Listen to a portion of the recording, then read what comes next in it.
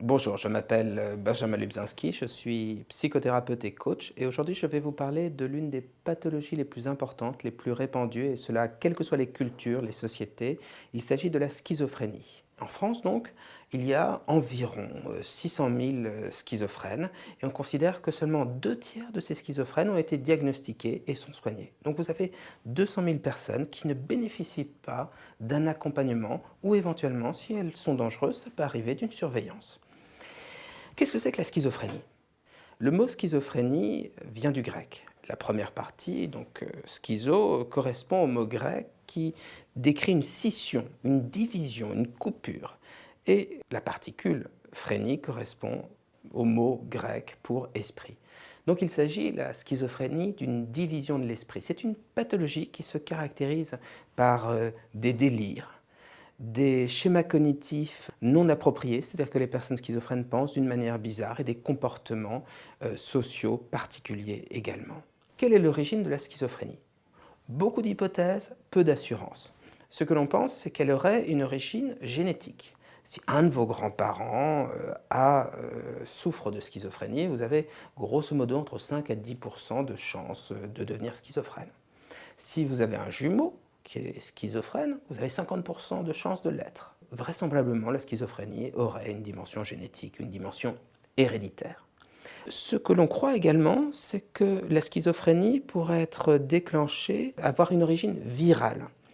On a remarqué que les femmes ayant eu une grossesse pendant l'hiver ont statistiquement plus de chances d'avoir un enfant schizophrène. Ce que l'on pense, c'est que lorsqu'une femme est enceinte et qu'elle est touchée par certains types de virus, quand l'enfant peut être affecté également plus tard par une maladie auto-immune, que cela créerait une fragilité et la possibilité pour la schizophrénie de se développer. Autre hypothèse qui a été soulevée, la dimension comportementale, l'éducation, la famille, le système dans lequel vit l'enfant. Et ce qui a été pointé du doigt, c'est la double contrainte. Qu'est-ce que c'est qu'une double contrainte ? Prenons un père ou une mère qui offre à la fois une cravate noire et une cravate blanche à son fils. Quand le fils, pour faire plaisir à son père ou à sa mère, revient le week-end les voir, il a sa cravate noire et son parent lui dit « Ah, tu m'aimes pas, t'as pas mis la cravate blanche. » Évidemment, s'il met la cravate blanche, tu ne m'aimes pas, t'as pas mis la cravate noire.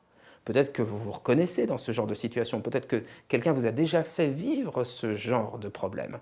Que vous alliez à gauche, que vous alliez à droite, quoi que vous fassiez, de toute façon, vous êtes en quelque sorte piégé, vous avez forcément tort.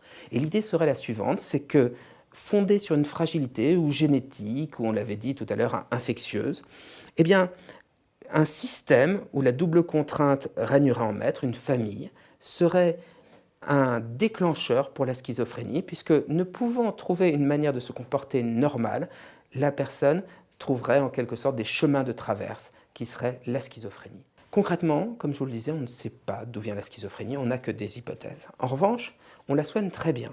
Les neuroleptiques permettent de la contrer, de diminuer certains types de schizophrénie. Ces médicaments ont considérablement évolué ces dernières années, ce qui fait qu'ils sont de mieux en mieux supportés, ont de moins en moins d'effets secondaires.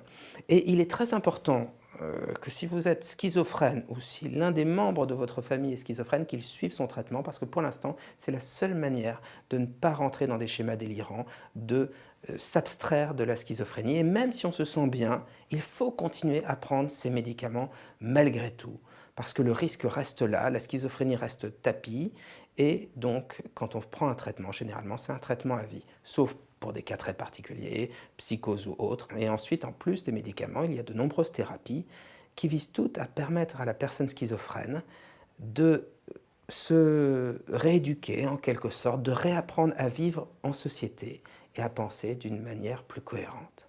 Si vous souhaitez plus d'explications sur cette pathologie, sur d'autres pathologies ou sur des problèmes plus courants, vous avez le site psy-coach.fr, vous y trouverez des articles et des vidéos, également le nom de spécialistes pour consulter. Et si vous souhaitez nous joindre pour prendre un rendez-vous, vous avez ce numéro de téléphone, le 01 42 26 40 27.